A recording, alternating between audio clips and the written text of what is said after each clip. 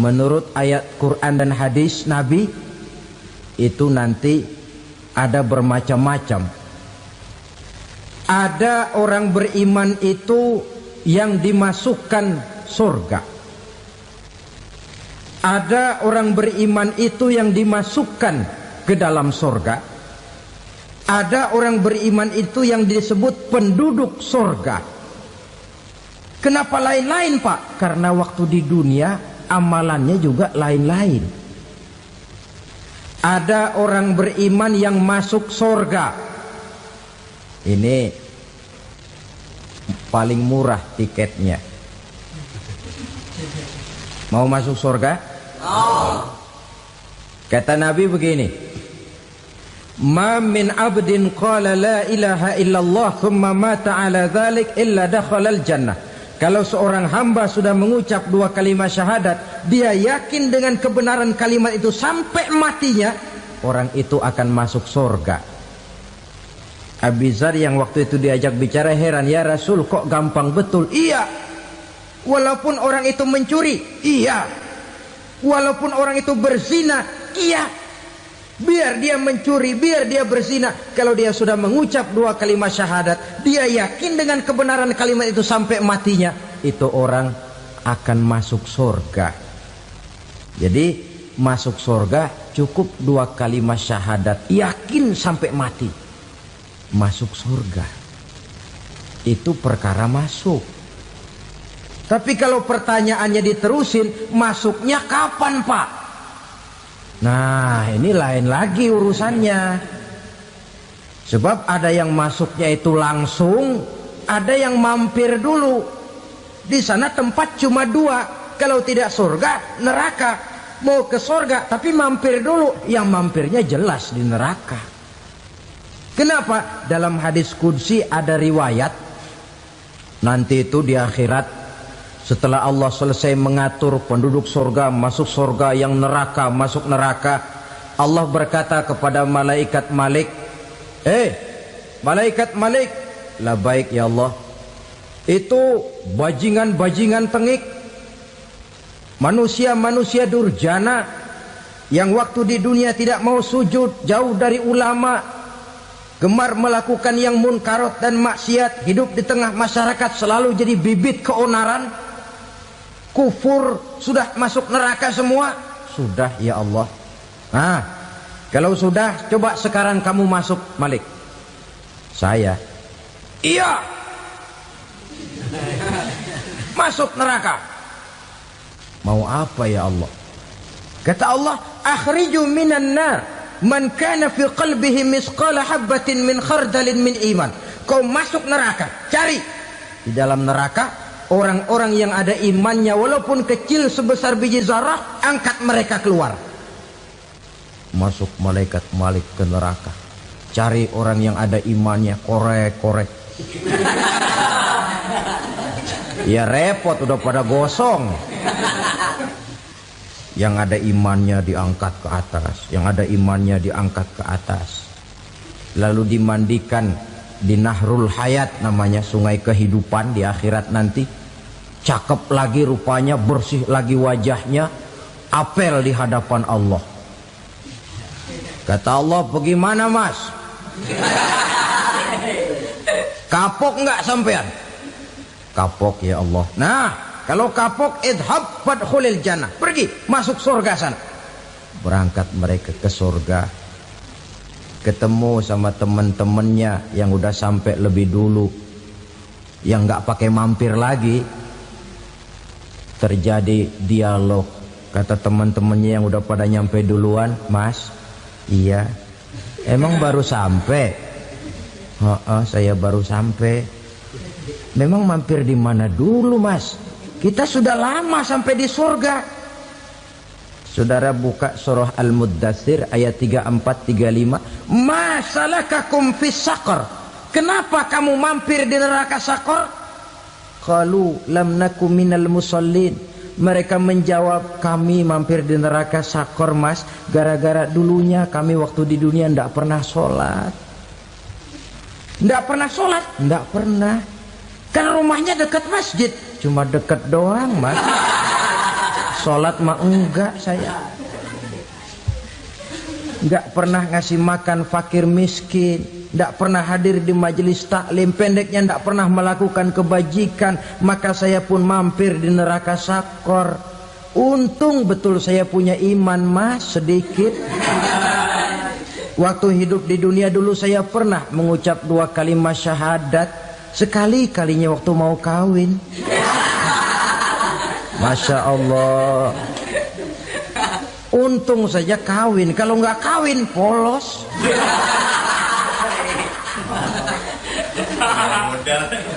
Itu juga pengulu sudah setengah mati ngajarin.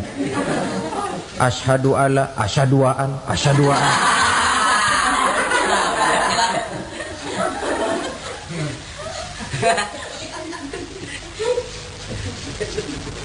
Ini namanya masuk surga, ada mampir dulu. Ada pula orang mukmin itu yang dimasukkan surga. Namanya dimasukkan kan terima beres. Saya masuk ke rumah, jalan sendiri, cari tempat sendiri. Saya dimasukkan ke dalam rumah, terima beres. Pokok ada di dalam, itu dimasukkan namanya. Nggak pakai mampir. Tapi tentu tiketnya lebih mahal ketimbang yang pertama tadi. Apa kata Allah? Innal ladzina amanu wa amilus salihat la ukaffiranna anhum sayyi'atihim wa la udkhilannahum jannah. Sesungguhnya orang-orang yang beriman kemudian beramal soleh, kami hapuskan segala dosa dan kesalahannya, kami masukkan mereka ke dalam surga. Lihat ayatnya, Allah yang memasukkan, kita yang dimasukkan. Tidak pakai transit, tidak usah mampir. Cuma tidak cukup syahadat, tidak cukup amanu, tapi diiringi dengan wa'amilus salih. Iman, amal. Tidak cukup syahadat, lalu dibuktikan dia sholat, dia zakat, puasa, lalu dia melakukan berbagai macam kebajikan. Ini yang menyebabkan dia tidak pakai mampir di tempat yang bernama sakor. Lalu ada pula orang mukmin itu yang disebut penduduk sorga. Wah, ini sudah VIP ini. Ashabul jannah, penduduk sorga. Siapa mereka? Kata Allah, innal ladzina amanu summa istaqamu fala khaufun alaihim wala hum yahzanun ulaika ashabul jannah hum fiha khalidun. Sesungguhnya orang-orang yang beriman lalu istiqamah, tetap dalam melaksanakan perintah Allah, tidak goyah, tidak labil tapi stabil, istiqamah, mereka tidak takut dan tidak bersedih hati. Merekalah penduduk surga. Iman, istiqamah. Tidak punya duit, sembayang. Banyak duit, sembayang. Miskin, sembayang. Kaya, tetap sembahyang, istiqomah. Kadang orang kalau susah rajin ke masjid, banyak duitnya ngelihat masjid melengos. Waktu miskin hamba Allah, setelah kaya jadi hamba harta. Bergeser, tidak ada nilai istiqomahnya.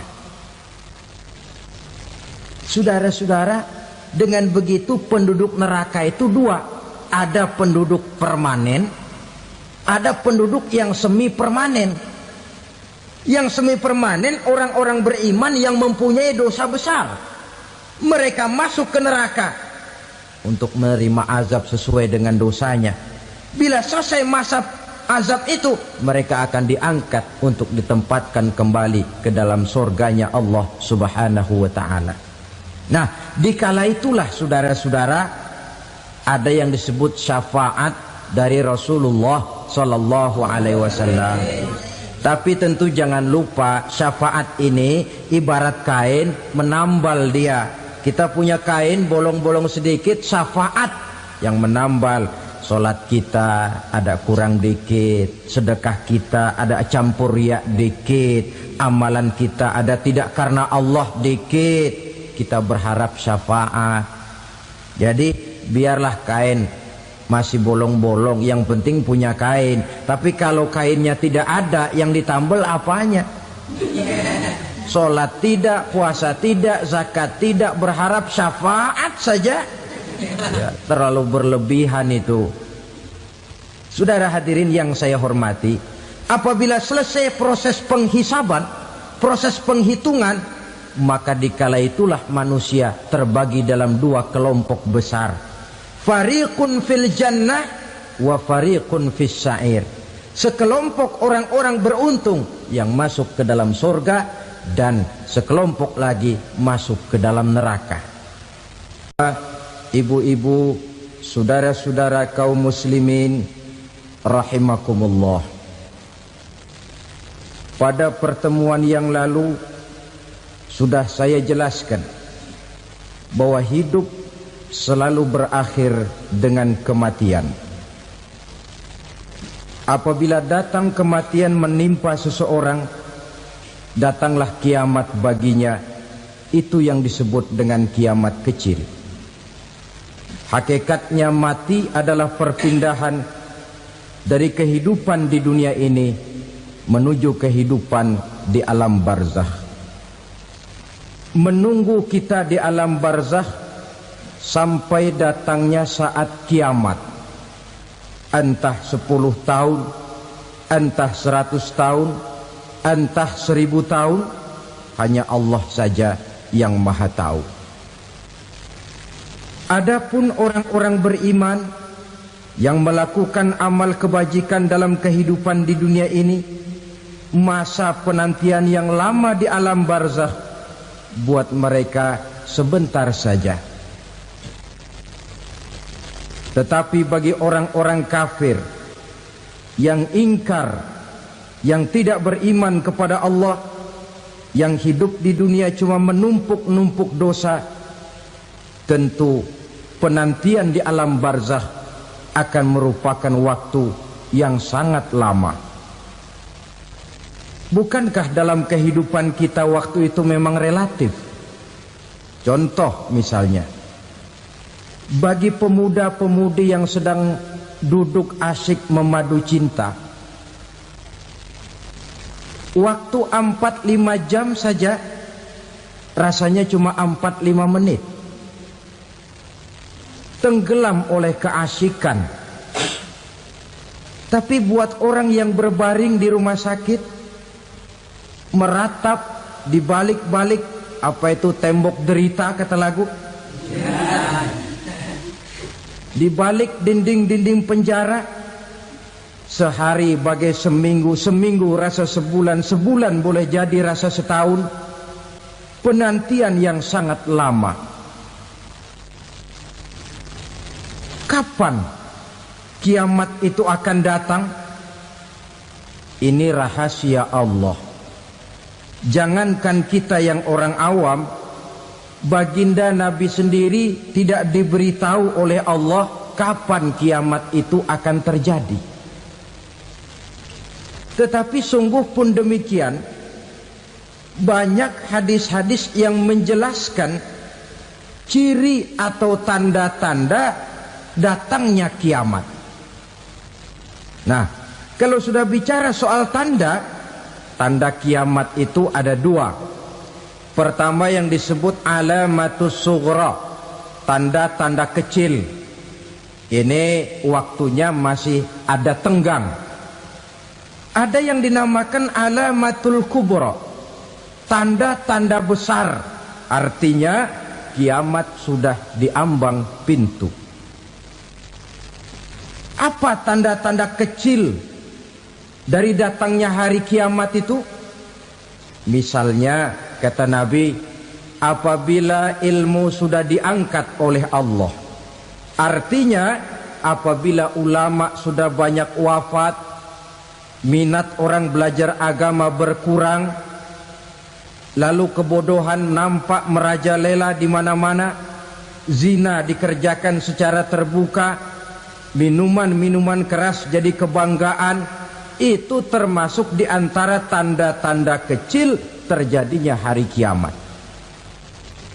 Apalagi misalnya iza waladatil ammatu rabbataha, apabila budak sudah melahirkan tuan.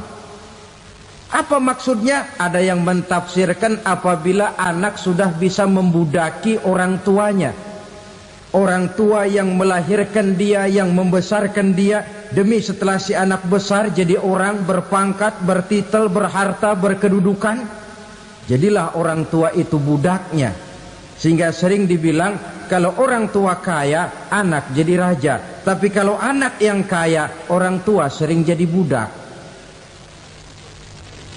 Apalagi munculnya fitnah yang bergelombang, timbul perang antara dua bangsa yang besar, waktu berjalan terasa sangat pendek sekali.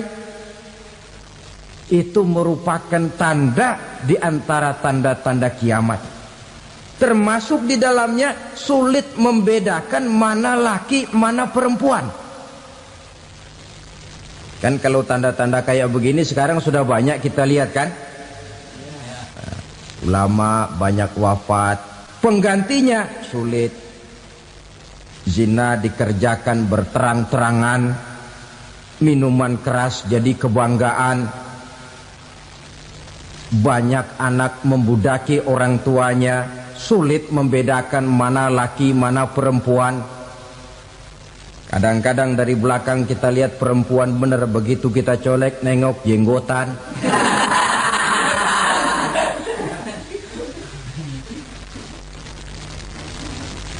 Ini termasuk tanda-tanda kecil, masih ada tenggang sampai akan terjadinya kiamat itu. Nah, yang dimaksud dengan tanda-tanda besar, ini tanda besar artinya kiamat sudah diambang pintu.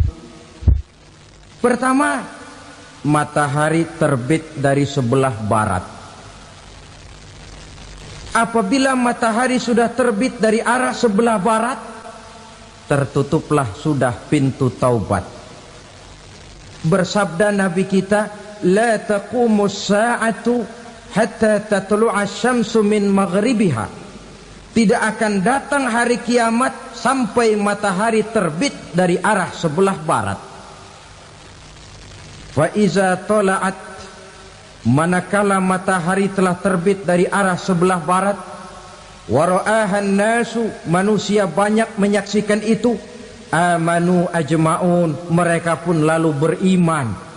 Yang tadinya kafir, yang tadinya ingkar, yang tadinya membangkang, setelah melihat matahari terbit dari sebelah barat, buru-buru beriman, berlomba-lomba mengucap dua kalimat syahadat. Tapi apa yang terjadi? Kata Nabi, wadzalika hina la yanfa'u nafsan imanuha lam takun amanat min qabl. Hari itu adalah hari yang iman sudah tidak berguna lagi bagi seseorang apabila sebelumnya memang dia tidak pernah beriman.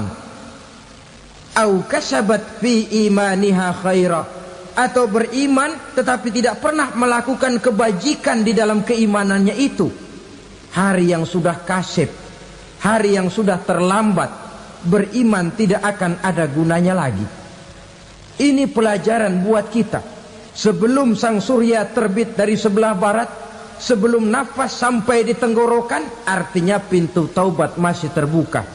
Kalau dua hal itu sudah terwujud, nafas sudah sampai di kerongkongan atau matahari sudah terbit dari arah sebelah barat, tertutuplah sudah pintu taubat. Tak ada lagi gunanya pangkat, jabatan, harta, bahkan beriman pun dalam suasana macam itu too late, kata orang Kulon. Sudah terlambat. Matahari terbit dari arah sebelah barat, itu tanda besar, artinya kiamat sudah diambang pintu. Lalu apalagi tanda besar? Munculnya Dajjal. Dajjal artinya pendusta-pendusta yang menyesatkan manusia. Ada dua macam Dajjal, saudara. Ada Dajjal kecil. Ini Dajjal kelas 3. Kalau ini sejak zaman Rasulullah sudah ada itu. Tiap zaman ada. Di zaman Rasulullah misalnya ada yang bernama Aswad al-Unsi dari Yaman. Ada yang namanya Musailamah Al-Kazzab dari Yamamah. Ada yang namanya Ibnu Sayyad dari Madinah. Ini dajjal-dajjal di zaman Rasul. Musailamatul Kazzab memproklamirkan diri jadi nabi dia. Di zaman Rasul masih hidup. Ini dajjal zaman Nabi. Di zaman sahabat muncul dajjal-dajjal. Di zaman kita sekarang ini dajjal-dajjal pun gentayangan. Dajjal-dajjal kelas teri. Kerjanya mendustakan manusia, menyesatkan manusia, memalingkan manusia dari jalan yang benar dan diridhoi oleh Allah Subhanahu wa taala. Adapun yang merupakan tanda besar dari datangnya kiamat, dajjal-dajjal kelas kakap. Pembohong-pembohong besar yang menyesatkan masyarakat manusia berpaling dari jalan Allah mengikuti jalan mereka. Apa sih ciri dajjal itu? Kata Nabi dalam hadis Bukhari Muslim, innad dajjala, sesungguhnya yang namanya dajjal itu yakhruju, satu saat akan muncul mendekati hari kiamat. Wa inna ma'ahu ma'an, si dajjal ini membawa air, wa naran, dan juga membawa api. Dua simbol. Di tangan yang satu dia bawa air, di tangan yang satu dia bawa api. Wa ammal ladzi yarahu an-nasu ma'an fanarun, adapun yang orang banyak lihat air, hakikatnya adalah api. Yang dilihat api, hakikatnya adalah air. Oleh sebab itu, kalau api yang ditawarkan, ambillah air. Kalau air yang ditawarkan, pilihlah api. Maksudnya apa ini? Ini bahasa simbol, saudara-saudara. Dajjal bicaranya seolah-olah untuk kepentingan manusia. Menawarkan surga. Surga yang dia tawarkan hakikatnya neraka. Hai manusia, kalau kau mau bahagia, jangan dekat-dekat dengan agama. Solat itu tidak efektif dan efisien, tidak produktif dari segi ekonomi itu. Menghadiri majelis taklim cuma buang-buang waktu.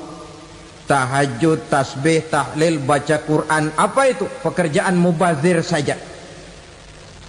Hidup ini cuma sekali, masa yang cuma sekali, manfaatkan dengan sebaik-baiknya. Mumpung, dibawanya sifat mumpung tetapi dalam pengertian yang sangat negatif. Bicaranya seolah-olah untuk kepentingan manusia, tetapi sebenarnya menjerumuskan manusia. Menawarkan air, tapi sebenarnya api. Menawarkan api, tapi hakikatnya air. Buat apa kamu sholat? Buat apa kamu bayar zakat? Buat apa kamu puasa? Surga yang dicanangkan dajjal, hakikatnya neraka. Neraka yang digambarkan dajjal, pada dasarnya adalah surga. Jadi memutarbalikkan fakta itu kerjaan dajjal. Yang hak jadi batil, yang batil dibilang hak, yang benar jadi salah, yang salah malah jadi benar.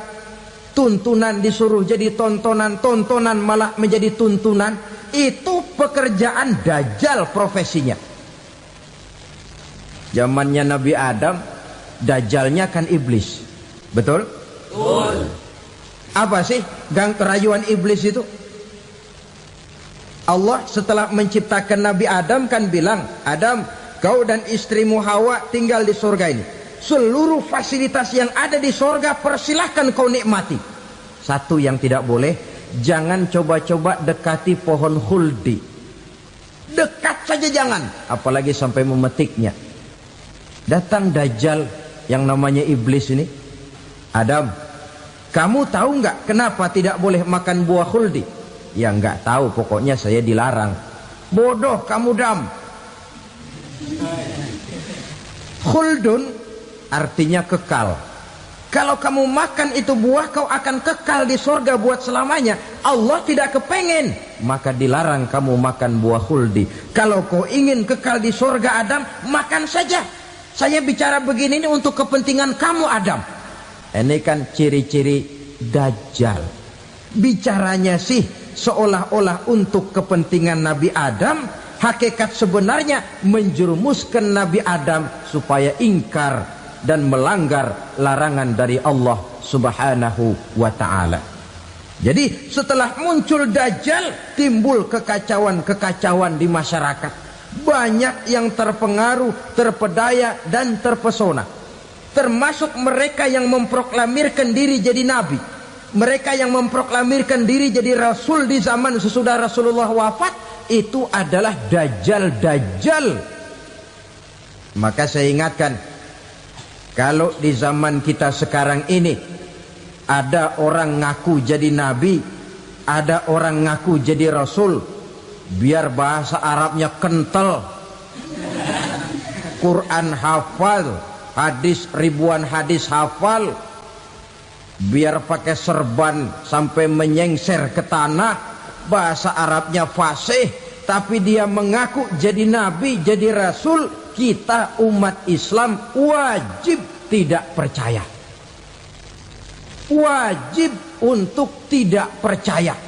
Itulah Dajjal-Dajjal zaman kita sekarang ini. Tidak mustahil mereka datang mempengaruhi orang awam supaya berpaling dari Rasulullah, mengikuti mereka. Nah, di akhir zaman nanti, mendekati hari kiamat, Dajjal ini muncul. Dajjal kelas kakap, menyesatkan masyarakat manusia untuk berpaling dari Islam, mengikuti seruan mereka. Apalagi di antara datangnya kiamat itu, tanda yang besar itu, turunnya Nabiullah Isa Al-Masih, putra Maryam. Menurut berbagai hadis yang sahih, Nabi Isa Al-Masih nanti akan turun lagi.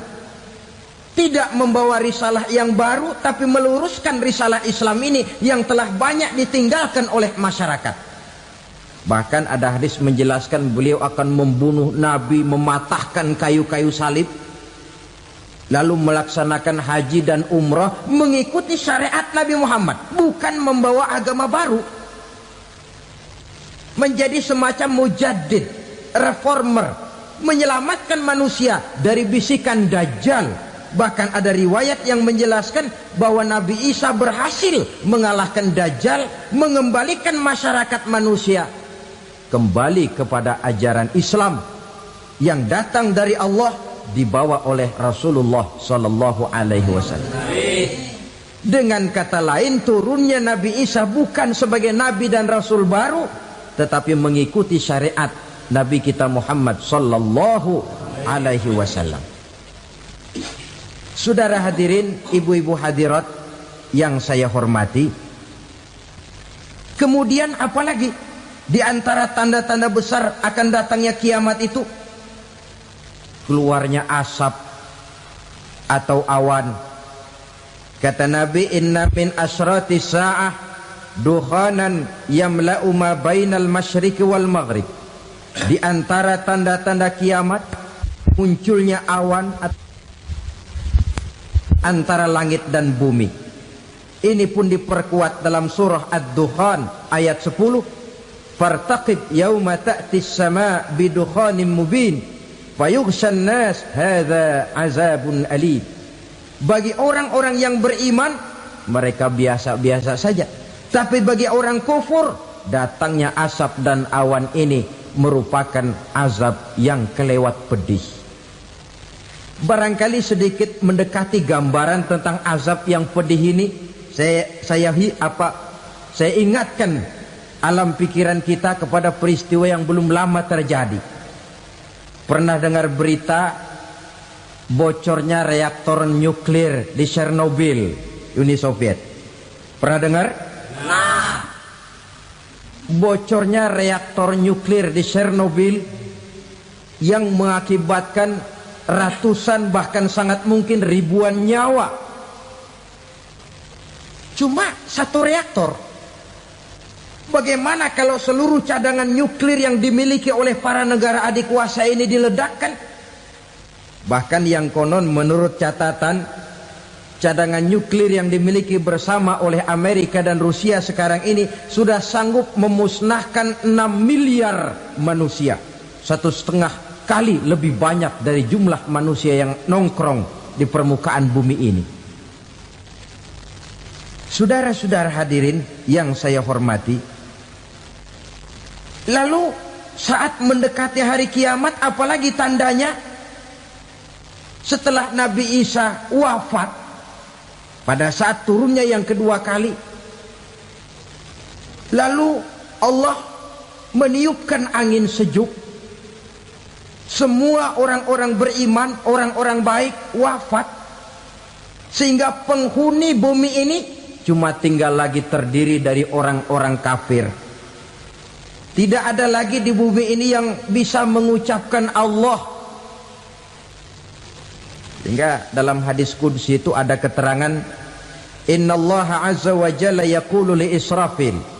Allah pernah pesan kepada malaikat Israfil, kata Allah, Israfil, iza sami'ta qailan yaqul Allah Allah fa akhirin nafakh 40 sanatan ikraman liqailiha. Hai Israfil, apabila kau dengar di permukaan bumi masih banyak orang yang mengucapkan Allah Allah, maka tunda sangkakala kiamat itu 40 tahun. Untuk apa? Ikraman liqailiha, menghormati orang yang mengucapkan Allah Allah itu. Wah, jadi karena sekarang masih banyak yang mengucapkan Allah, besar hatilah kita, masih jauh kiamat itu. Tapi jangan lupa, kiamat pribadi, kiamat kecil itu yang nggak kita sangka-sangka. Ajal datang mencabut nyawa, itu kiamat pribadi, dan itu yang pasti kita hadapi, dan itu yang membuat kita tidak boleh bersikap main-main di dalam kehidupan sekarang ini. Saudara hadirin yang saya hormati, tidak ada lagi orang-orang muslim. Seluruh penduduk dunia ini kafir. Lalu terciptalah struktur sosial yang berlandaskan prinsip hidup semau gue.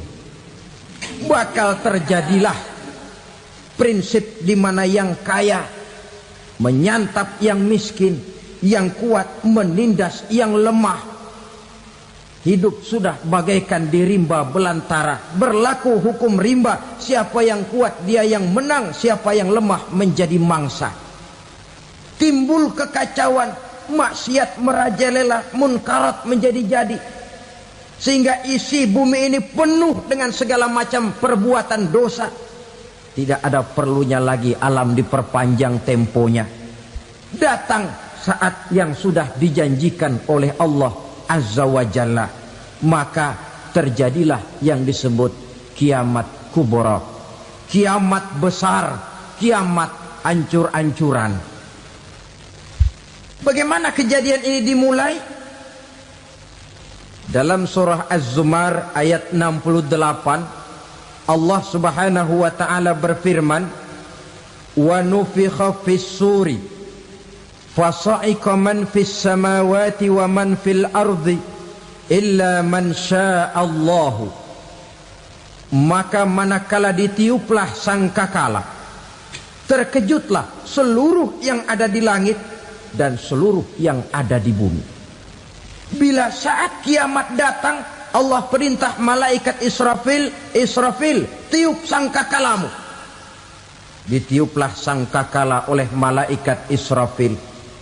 Yang akibat daripada tiupan itu, seluruh yang ada di langit, seluruh yang ada di permukaan bumi terkejut. Yang ada di langit siapa? Malaikat kan. Bayangin aja kalau malaikat kaget, apalagi kita. Terkejut seluruh makhluk yang ada di bumi, yang ada di langit mendengar suara sangkakala itu. Bunyinya tidak sanggup kita bayangkan dahsyatnya. Ledakan nuklir, ledakan neutron, belum apa-apa ketimbang bunyi sangkakala malaikat Israfil ini. Nah, lalu mendengar bunyi sangkakala ini, gemparlah makhluk, kacaulah alam. Bumi gempa, planet-planet bertabrakan, gunung meletus, air laut tumpah ke darat, angin topan bertiup, halilintar menyambar. Lalu semua yang bernama hidup mati total. Mati bareng tanpa persiapan. La haula wala quwata illa billah.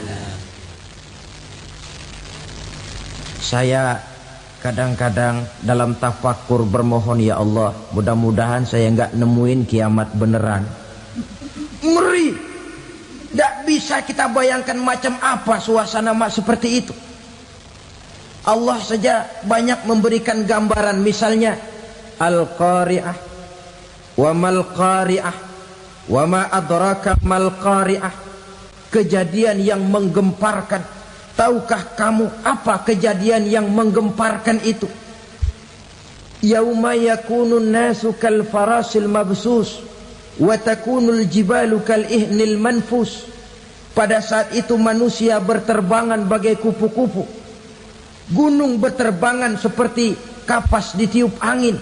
Gunung saja macam kapas, konon lagi manusia. Kematian total, mulai semut sampai gajah mati, jin mati, iblis mati, malaikat mati. Malaikat saja mati. Saudara hadirin yang saya hormati, kematian total yang tanpa persiapan. Orang bilang, Pak, kalau mati bareng begitu yang repot malaikat maut dong ya. Cabut sana, cabut sini. Itu kalau menurut logika kita, mestinya begitu menurut logika. Tapi logika juga yang nggak perlu serepot itu. Sebab untuk mematikan listrik di wilayah DKI, di wilayah Jakarta, nggak perlu tiap rumah didatengin, matiin, ya lama. Cukup dari kantor pusatnya saja PLN tekan satu tombol, gelaplah seluruh Jakarta. Saudara hadirin yang saya hormati, kematian total. Lalu setelah kematian total, planet-planet juga mati, dalam arti tidak bergerak dan beredar. Angin mati, dalam arti tidak bertiup. Air mati, dalam arti tidak ada riak gelombang. Pokoknya semua mati. Kullu nafsin za'iqatul maut. Semua yang bernafas mati. Dalam ayat lain, kullu man 'alaiha fan. Semua yang ada di permukaan bumi fana. Yang kekal cuma Allah Subhanahu wa ta'ala. Yang paling belakang mati malaikat maut dan malaikat Israfil. Tapi mati juga sesuai dengan janji Allah. 10 lamanya. Tidak dijelaskan oleh Abi Hurairah 40 jam, apa 40 hari, apa 40 tahun. Hadis-hadis cuma menyebutkan 40 saja. Sunyi alam, yang tinggal cuma Allah saja lagi. Ketika itu Allah berseru-seru, katanya, limanil mulkul yauma. Siapa para penguasa hari ini? Mana itu raja-raja dan penguasa yang dulu mengaku jadi Tuhan? Fir'aun. Mana Fir'aun sekarang? Yang dulu jadi raja, merasa berhasil, sombong, lalu tidak mau turun-turun dari kekuasaannya, sampai kepada puncak kekurang ajarannya mengangkat diri jadi Tuhan. Mana itu Fir'aun? Namrus. Mana sekarang Namrus? La ilaha illa ana. Ternyata tidak ada Tuhan lain selain daripada aku, kata Allah. Proses kemudian, saudara-saudara, turunlah hujan dari langit. 40 lamanya hujan itu. Tidak jelas juga 40 jam apa 40 hari. Setelah air turun membasahi, datanglah tiupan sangkakala yang kedua. Semua yang bernama mati bangkit dari kuburnya masing-masing. Ini yang disebut Yaumul Ba'thi, hari kebangkitan. Allahu Akbar. Pada saat kita bangkit dari kubur kita masing-masing, kumpul di padang mahsyar namanya. Bayangin aja, saya sendiri nggak sanggup bayangin. Manusia sejak zaman Adam sampai zaman kiamat kumpul bareng di tempat sama. Berapa banyaknya itu?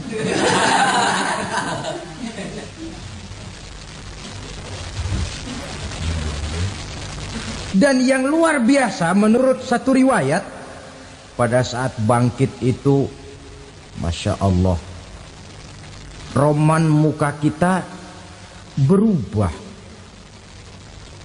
disesuaikan dengan amalan kita waktu di dunia ini. Barang siapa yang waktu di dunia amalannya itu amalan tikus, di akhirat nanti dia bangkit dari kubur, mukanya seperti muka tikus. Gagah betul badannya, tapi mukanya seperti tikus. Kenapa? Amalannya waktu di dunia seperti amalan tikus. Apa amalan tikus itu? Suka ngegeragoti barang yang sudah disimpan rapi-rapi. Orang sudah simpan uang rapi-rapi, simpan perhiasan rapi-rapi, digeragoti oleh tikus. Maling-maling, pencoleng-pencoleng, koruptor-koruptor, itu nanti di akhirat nanti kita lihat mukanya seperti muka tikus. Oh, ini waktu di dunia suka nyolong, mukanya seperti muka tikus. Barang siapa yang waktu di dunia ini amalannya itu amalan macan, dia akan bangkit nanti mukanya seperti muka macan. Apa amalan macan? Macan itu amalannya menang-menangan. Orang yang mau menang saja nggak mau mengalah. Coba lihat di hutan. Kenal hutan nggak? Di hutan, raja hutan di mana-mana pasti macan. Betul kan? Betul. Padahal hutan belum pernah bikin pemilihan umum. Tapi macan tidak peduli ada pemilihan umum apa tidak, pokok saya raja. Sebab apa? Macan jadi raja itu bukan karena benar, tapi karena kuat jadi raja. Setelah dia jadi raja, rakyat hutan yang mesti dilindungi malah dimakan oleh raja macan. Kambing rakyat hutan dimakan oleh macan. Ayam rakyat hutan dimakan oleh macan. Itu nanti kita lihat di akhirat itu mukanya seperti muka macan, gagah betul. Lalu barang siapa yang di dunia ini amalannya itu seperti amalan anjing, nanti dia punya muka seperti muka anjing. Apa amalan anjing? Pertama, anjing itu kalau disuruh jaga rumah, dia tidak bisa membedakan mana maling, mana tamu. Biar yang datang maling, kalau bawa tulang, anjing kalem. Yang kedua, anjing itu akan setia kepada siapa saja yang memberinya roti. Siapa yang memberinya roti, itulah majikannya. Apa kata majikannya pasti dia laksanakan. Soal benar atau salah dia tidak peduli. Setelah anjing dapat roti, dia tidak punya pilihan lain kecuali bilang, abdi mah kumaha juragan wae ayeuna mah.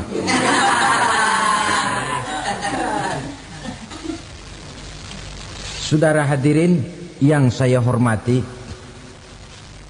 berkumpul di padang mahsyar, tiap orang sibuk dengan persoalannya masing-masing. Matahari waktu itu didekatkan oleh Allah. Panas luar biasa. Ada yang saking panasnya itu mencucurkan peluh keringat sampai sebatas mata kakinya. Ada yang keringatnya sampai sedengkulnya. Ada yang keringatnya sampai sepusatnya. Ada yang keringatnya mengalir sampai sebahunya. Ada yang kelelap oleh keringatnya sendiri, sementara orang di sampingnya nggak apa-apa. Bergantung lagi amalan dia waktu di dunia ini. Saudara-saudara, sebagian orang dalam kepanikan padang mahsyar berombong-rombong datang mereka menghadap Nabi Adam. Ya Adam, anta abal bashar. Hai Adam, Tuhan adalah bapak moyang manusia. Kami sebentar lagi akan disidang, dimintakan pertanggungan jawab. Tolonglah kami, hai Adam. Kata Nabi Adam, jangankan nolongin sampean, saya sendiri tanggung jawab di hadapan Allah ketika dulu tidak boleh makan khuldi, saya serobot.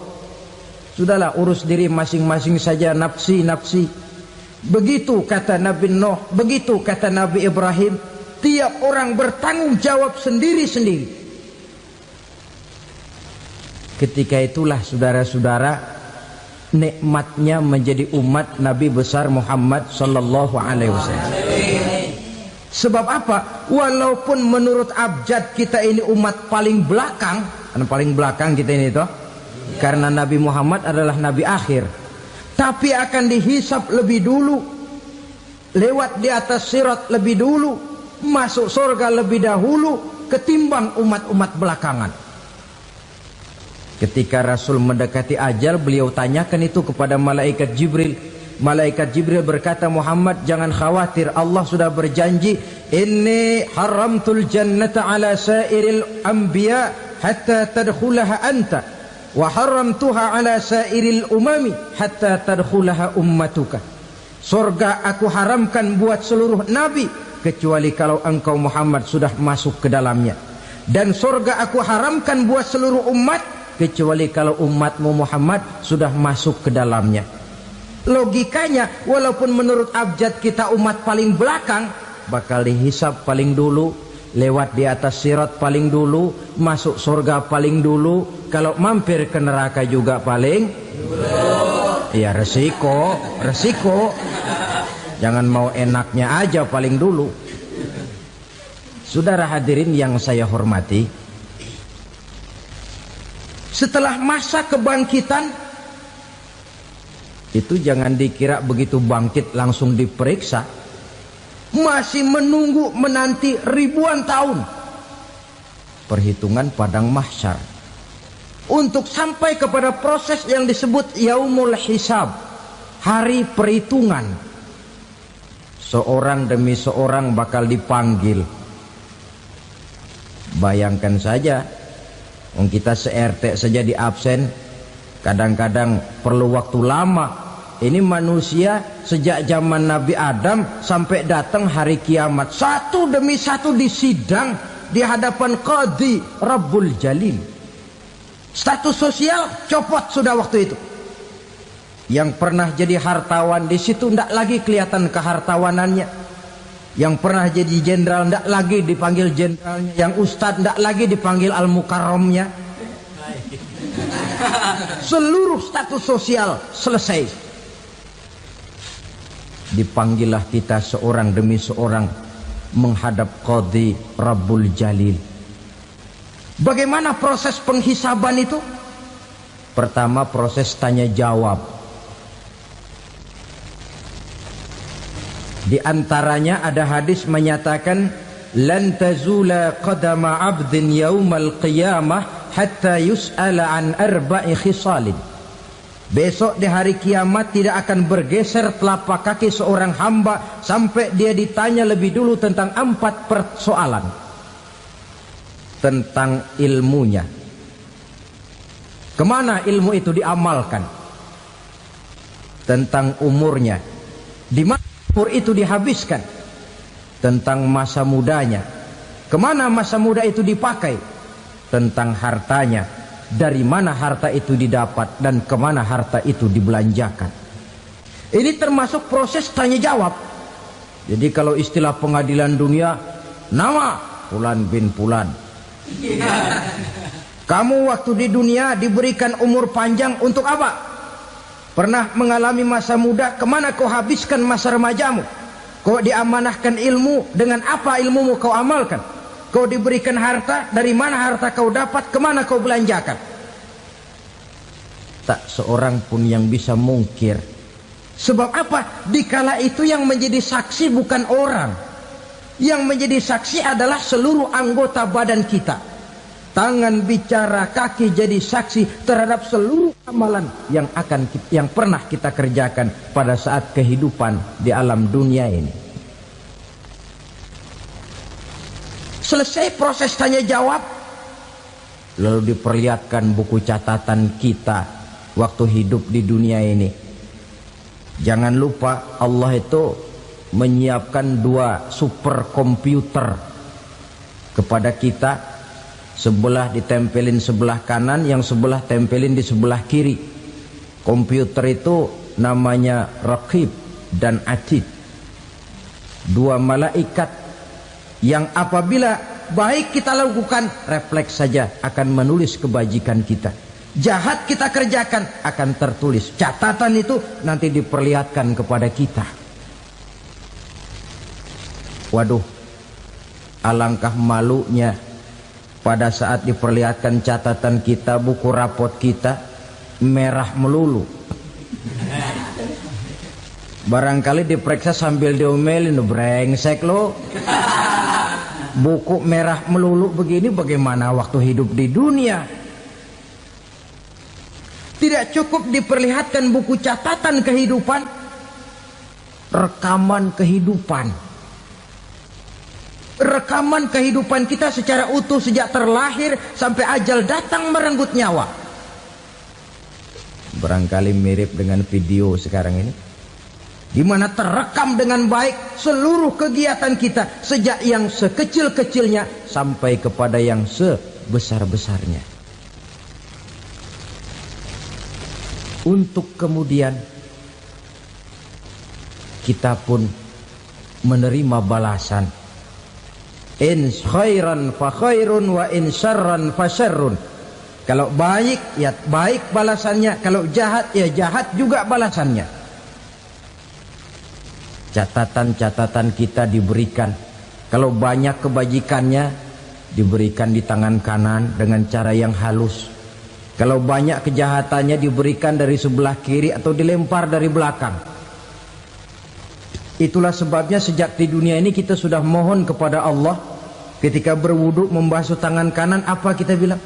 Allahumma a'tini kitabi biyamini wa hasibni hisaban yasira. Ya Allah, berikan saya kitab di tangan kanan, dan kalau saya memang perlu dihisap, hisaplah saya yang seringan-ringannya. Tangan kiri berlindung kita kepada Allah, jangan sampai diberikan kitab di tangan kiri atau dari arah sebelah belakang. Wa a'udzubika an tu'tiya kitabi bishimali aw min wara'i zuhri, dari arah sebelah belakang. Na'udzubillah min dzalik. Setelah selesai lewat proses penghisaban, lewat mizan, timbangan, maka yang sudah selesai dihisab itu bergeraklah menuju sirat, jembatan yang terbentang menuju surga melalui neraka. Saudara-saudara, panjangnya perjalanan sirat itu memakan waktu ratusan tahun. Tetapi orang yang lewat di atas sirat pun macam-macam, bergantung amalannya ketika di dunia ini. Ada yang lewat di atas sirat itu kal barkil khatib, seperti kilat yang menyambar, lep, sudah sampai dia di surga. Cepat bukan main. Ada yang lewat di atas sirat itu seperti orang lari-lari. Ada yang lewat di atas sirat itu seperti orang jalan biasa. Ada yang sambil merangkak, ada yang sambil ngesor, ada yang sambil gelayutan, ada yang selamat sampai ke ujung ke surga, ada yang tergelincir jatuh masuk ke dalam neraka, bergantung amalannya dalam kehidupan di dunia sekarang ini. Tiap kita akan melewati yang namanya sirat ini. Saudara-saudara kaum muslimin yang saya hormati, dengan demikian mereka yang selamat melalui sirat sampai ke terminal akhir surga, mereka yang ketika dihisab ternyata banyak kejahatannya daripada kebaikannya, mereka singgah di dalam neraka. Nah, adapun orang-orang yang beriman menurut ayat Quran dan hadis Nabi itu nanti ada bermacam-macam. Ada orang beriman itu yang dimasukkan surga. Ada orang beriman itu yang dimasukkan ke dalam surga. Ada orang beriman itu yang disebut penduduk surga. Kenapa lain-lain, Pak? Karena waktu di dunia amalannya juga lain-lain. Ada orang beriman yang masuk surga. Ini paling murah tiketnya. Mau masuk surga? Kata Nabi begini, ma min abdin qala la ilaha illallah thumma mata ala dhalik illa dakhalal jannah. Kalau seorang hamba sudah mengucap dua kalimat syahadat, dia yakin dengan kebenaran kalimat itu sampai matinya, orang itu akan masuk surga. Abi Dzar yang waktu itu diajak bicara heran, ya Rasul kok gampang betul? Iya. Walaupun orang itu mencuri, iya. Walaupun orang itu berzina, iya.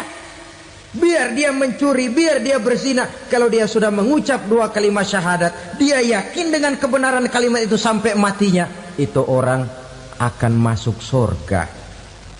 Jadi masuk surga cukup dua kalimat syahadat, yakin sampai mati, masuk surga. Itu perkara masuk. Tapi kalau pertanyaannya diterusin, masuknya kapan, Pak? Nah, ini lain lagi urusannya. Sebab ada yang masuknya itu langsung, ada yang mampir dulu. Di sana tempat cuma dua, kalau tidak surga, neraka. Mau ke surga tapi mampir dulu, yang mampirnya jelas di neraka.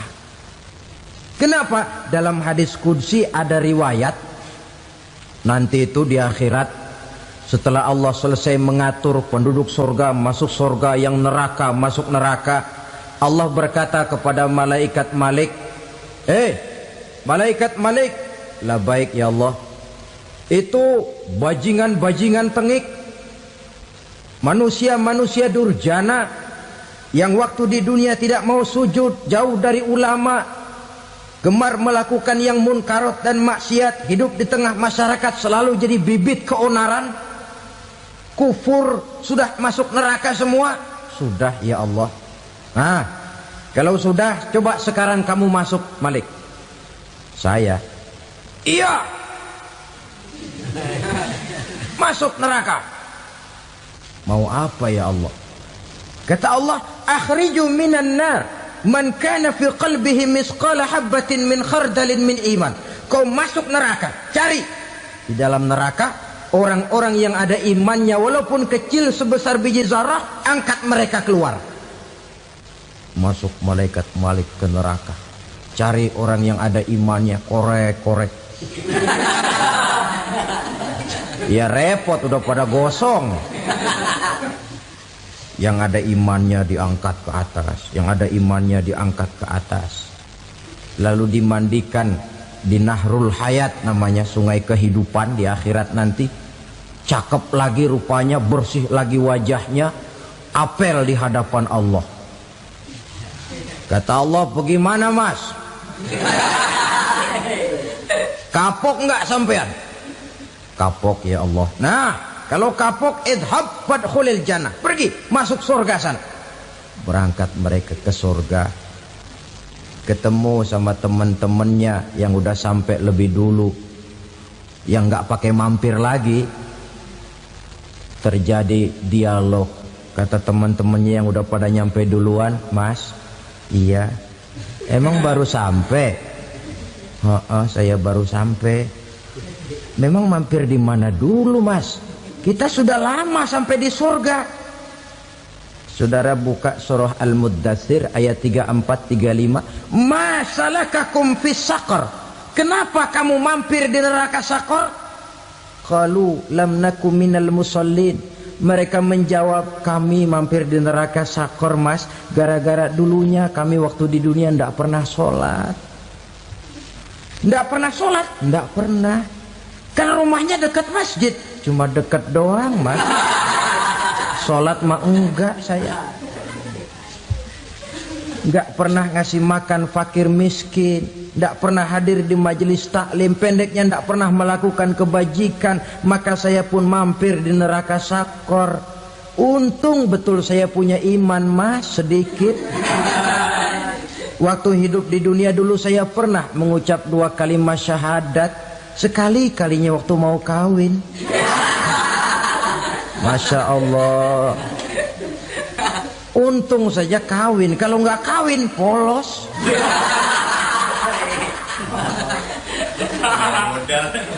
Itu juga pengulu sudah setengah mati ngajarin. Asyhadu alla, asyaduaan, asyaduaan.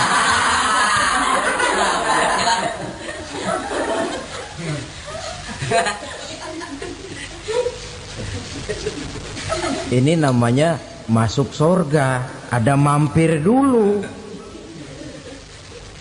Ada pula orang mukmin itu yang dimasukkan surga. Namanya dimasukkan kan terima beres. Saya masuk ke rumah, jalan sendiri, cari tempat sendiri. Saya dimasukkan ke dalam rumah, terima beres, pokok ada di dalam, itu dimasukkan namanya. Nggak pakai mampir. Tapi tentu tiketnya lebih mahal ketimbang yang pertama tadi. Apa kata Allah? Innal ladzina amanu wa amilus salihat la ukaffiranna anhum sayyi'atihim wa la udkhilannahum jannah. Sesungguhnya orang-orang yang beriman kemudian beramal soleh, kami hapuskan segala dosa dan kesalahannya, kami masukkan mereka ke dalam surga. Lihat ayatnya. Allah yang memasukkan, kita yang dimasukkan. Tidak pakai transit, tidak usah mampir. Cuma tidak cukup syahadat, tidak cukup amanu, tapi diiringi dengan wa'amilus salih. Iman, amal. Tidak cukup syahadat, lalu dibuktikan dia sholat, dia zakat, puasa, lalu dia melakukan berbagai macam kebajikan. Ini yang menyebabkan dia tidak pakai mampir di tempat yang bernama Saqar. Lalu ada pula orang mukmin itu yang disebut penduduk surga. Wah, ini sudah VIP ini. Ashabul jannah, penduduk surga. Siapa mereka? Kata Allah, innal ladzina amanu summa istaqamu fala khaufun 'alaihim wala hum yahzanun ulaika ashabul jannah hum fiha khalidun. Sesungguhnya orang-orang yang beriman lalu istiqamah, tetap dalam melaksanakan perintah Allah, tidak goyang, tidak labil tapi stabil, istiqamah, mereka tidak takut dan tidak bersedih hati. Merekalah penduduk surga. Iman, istiqamah. Tidak punya duit, sembayang. Banyak duit, sembayang. Miskin, sembayang. Kaya, tetap sembahyang, istiqomah. Kadang orang kalau susah rajin ke masjid, banyak duitnya ngelihat masjid melengos. Waktu miskin hamba Allah, setelah kaya jadi hamba harta. Bergeser, tidak ada nilai istiqomahnya.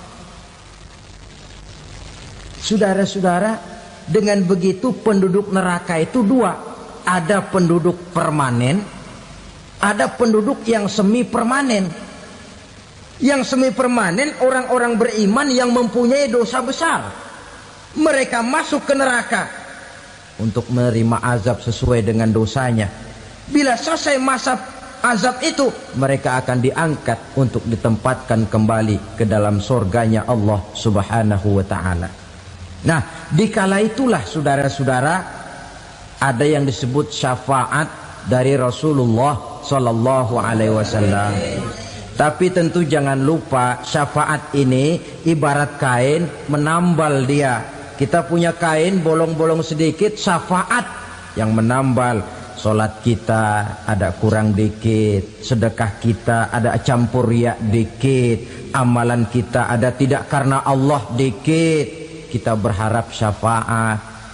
Jadi biarlah kain masih bolong-bolong, yang penting punya kain. Tapi kalau kainnya tidak ada, yang ditambal apanya? Solat tidak, puasa tidak, zakat tidak, berharap syafaat saja. Ya, terlalu berlebihan itu. Saudara hadirin yang saya hormati, apabila selesai proses penghisaban, proses penghitungan, maka dikala itulah manusia terbagi dalam dua kelompok besar. Fariqun fil jannah wa fariqun fis sa'ir. Sekelompok orang-orang beruntung yang masuk ke dalam surga, dan sekelompok lagi masuk ke dalam neraka. Menurut ayat Quran dan hadis Nabi, itu nanti ada bermacam-macam. Ada orang beriman itu yang dimasukkan surga. Ada orang beriman itu yang dimasukkan ke dalam surga. Ada orang beriman itu yang disebut penduduk surga. Kenapa lain-lain, Pak? Karena waktu di dunia amalannya juga lain-lain. Ada orang beriman yang masuk surga. Ini paling murah tiketnya. Mau masuk surga? Kata Nabi begini, ma min abdin qala la ilaha illallah thumma mata ala dhalik illa dakhalal jannah.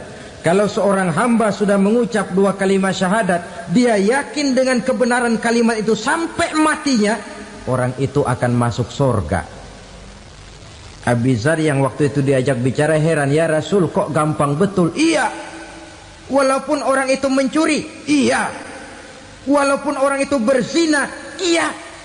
Biar dia mencuri, biar dia berzina, kalau dia sudah mengucap dua kalimat syahadat, dia yakin dengan kebenaran kalimat itu sampai matinya, itu orang akan masuk surga. Jadi masuk surga cukup dua kalimat syahadat, yakin sampai mati, masuk surga. Itu perkara masuk. Tapi kalau pertanyaannya diterusin, masuknya kapan, Pak? Nah, ini lain lagi urusannya. Sebab ada yang masuknya itu langsung, ada yang mampir dulu. Di sana tempat cuma dua, kalau tidak surga, neraka. Mau ke surga tapi mampir dulu, yang mampirnya jelas di neraka. Kenapa? Dalam hadis qudsi ada riwayat, nanti itu di akhirat, setelah Allah selesai mengatur penduduk surga masuk surga, yang neraka masuk neraka, Allah berkata kepada malaikat Malik, malaikat Malik, labaik ya Allah, itu bajingan-bajingan tengik, manusia-manusia durjana yang waktu di dunia tidak mau sujud, jauh dari ulama, gemar melakukan yang munkarat dan maksiat, hidup di tengah masyarakat selalu jadi bibit keonaran, kufur, sudah masuk neraka semua. Sudah ya Allah. Nah, kalau sudah, coba sekarang kamu masuk, Malik. Saya, iya, masuk neraka. Mau apa ya Allah? Kata Allah, akhriju minan nar man kana fi qalbihi misqala habatin min khardalin min iman. Kau masuk neraka, cari di dalam neraka orang-orang yang ada imannya walaupun kecil sebesar biji zarah, angkat mereka keluar. Masuk malaikat Malik ke neraka, cari orang yang ada imannya, korek-korek. Ya repot, udah pada gosong. Yang ada imannya diangkat ke atas, yang ada imannya diangkat ke atas. lalu dimandikan di Nahrul Hayat, namanya sungai kehidupan di akhirat nanti. Cakep lagi rupanya, bersih lagi wajahnya, apel di hadapan Allah. Kata Allah, bagaimana mas? Kapok enggak sampean? Kapok ya Allah. Nah, kalau kapok, idhab fadkhulil jannah, pergi masuk surga sana. Berangkat mereka ke surga, ketemu sama teman-temannya yang udah sampai lebih dulu, yang nggak pakai mampir lagi. Terjadi dialog. Kata teman-temannya yang udah pada nyampe duluan, mas, iya, emang baru sampai? Saya baru sampai. Memang mampir di mana dulu mas? Kita sudah lama sampai di surga. Saudara buka surah Al-Muddatsir ayat 34-35. Ma salakakum fis saqar? Kenapa kamu mampir di neraka Saqar? Qalu lam naku minal musallin. Mereka menjawab, kami mampir di neraka Saqar mas, gara-gara dulunya kami waktu di dunia ndak pernah sholat. Ndak pernah sholat? Ndak pernah. Kan rumahnya dekat masjid, cuma dekat doang mas. Sholat mah enggak saya. Enggak pernah ngasih makan fakir miskin, enggak pernah hadir di majelis taklim, pendeknya enggak pernah melakukan kebajikan. Maka saya pun mampir di neraka Saqar.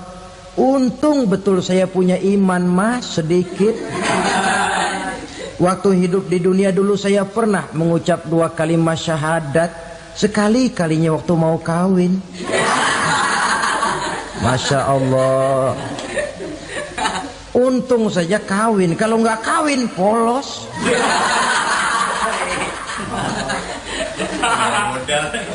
Itu juga pengulu sudah setengah mati ngajarin.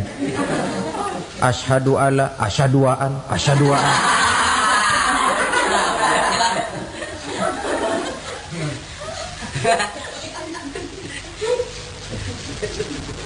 Ini namanya masuk surga, ada mampir dulu. Ada pula orang mukmin itu yang dimasukkan surga. Namanya dimasukkan kan terima beres. Saya masuk ke rumah, jalan sendiri, cari tempat sendiri. Saya dimasukkan ke dalam rumah, terima beres, pokok ada di dalam, itu dimasukkan namanya. Nggak pakai mampir. Tapi tentu tiketnya lebih mahal ketimbang yang pertama tadi. Apa kata Allah?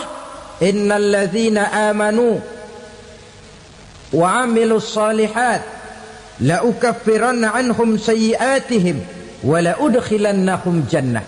Sesungguhnya orang-orang yang beriman kemudian beramal soleh, kami hapuskan segala dosa dan kesalahannya, kami masukkan mereka ke dalam surga.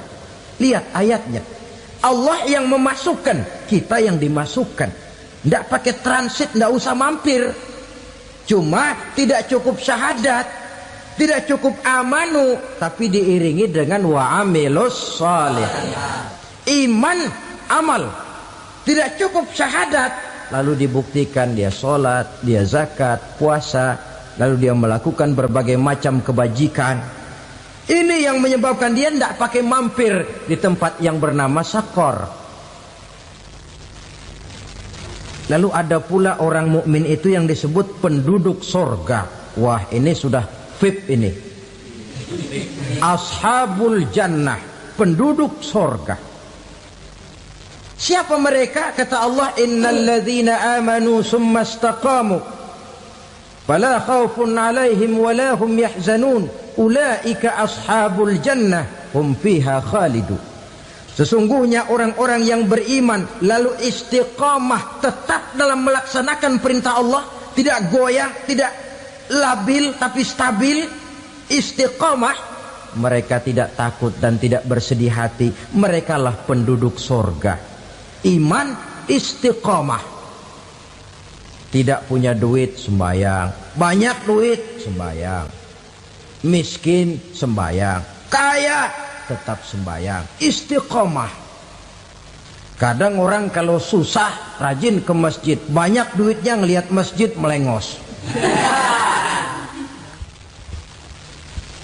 Waktu miskin hamba Allah, setelah kaya jadi hamba harta. bergeser, tidak ada nilai istiqomahnya. Saudara-saudara, dengan begitu penduduk neraka itu dua, ada penduduk permanen, ada penduduk yang semi permanen.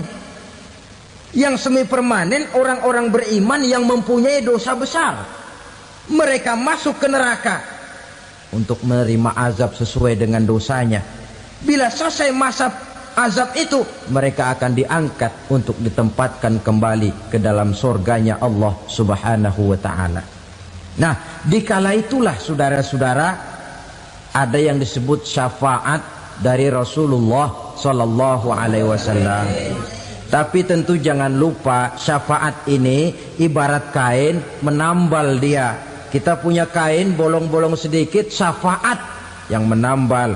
Solat kita ada kurang dikit, sedekah kita ada campur riak dikit, amalan kita ada tidak karena Allah dikit, kita berharap syafaat. Jadi biarlah kain masih bolong-bolong, yang penting punya kain. Tapi kalau kainnya tidak ada, yang ditambal apanya? Solat tidak, puasa tidak, zakat tidak, berharap syafaat saja. Ya, terlalu berlebihan itu. Saudara hadirin yang saya hormati, apabila selesai proses penghisaban, proses penghitungan, maka dikala itulah manusia terbagi dalam dua kelompok besar. Fariqun fil jannah wa fariqun fis sa'ir. Sekelompok orang-orang beruntung yang masuk ke dalam surga, dan sekelompok lagi masuk ke dalam neraka. Ibu-ibu, saudara-saudara kaum muslimin rahimakumullah, pada pertemuan yang lalu sudah saya jelaskan bahwa hidup selalu berakhir dengan kematian. Apabila datang kematian menimpa seseorang, datanglah kiamat baginya. Itu yang disebut dengan kiamat kecil. Hakikatnya mati adalah perpindahan dari kehidupan di dunia ini menuju kehidupan di alam barzakh. Menunggu kita di alam barzakh sampai datangnya saat kiamat, entah 10 tahun, entah 100 tahun, entah 1000 tahun, hanya Allah saja yang maha tahu. Adapun orang-orang beriman yang melakukan amal kebajikan dalam kehidupan di dunia ini, masa penantian yang lama di alam barzakh buat mereka sebentar saja. Tetapi bagi orang-orang kafir yang ingkar, yang tidak beriman kepada Allah, yang hidup di dunia cuma menumpuk-numpuk dosa, tentu penantian di alam barzakh akan merupakan waktu yang sangat lama. Bukankah dalam kehidupan kita waktu itu memang relatif? Contoh misalnya, bagi pemuda-pemudi yang sedang duduk asyik memadu cinta, waktu 4-5 jam saja rasanya cuma 4-5 menit. Tenggelam oleh keasikan. Tapi buat orang yang berbaring di rumah sakit, meratap di balik-balik apa itu tembok derita kata lagu, di balik dinding-dinding penjara, sehari bagai seminggu, seminggu rasa sebulan, sebulan boleh jadi rasa setahun. Penantian yang sangat lama. Kapan kiamat itu akan datang? Ini rahasia Allah. Jangankan kita yang orang awam, baginda Nabi sendiri tidak diberitahu oleh Allah kapan kiamat itu akan terjadi.